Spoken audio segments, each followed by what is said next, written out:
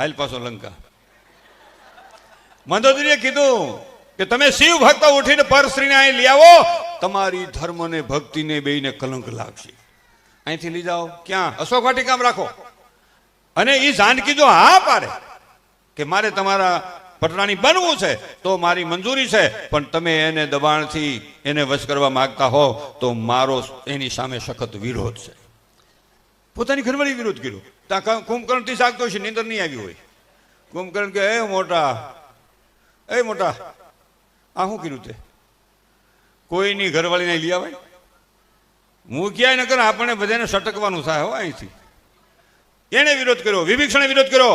અરે રાવણના દીકરા ઇન્દ્રજીતે પણ વિરોધ કર્યો કે પિતાજી શિવ ભક્ત ઉઠી અને આ ક્યાં તમે કર્યું?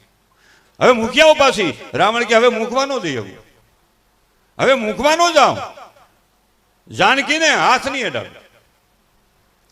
એ હું શિવ ભગવાનના સોગન ખાઈને કહું છું કે જાનકી જો ન માને તો હું એને હાથ નહીં અડાડું, દાબ દે, હું પ્રેમ આપશું, ગમે કરશું.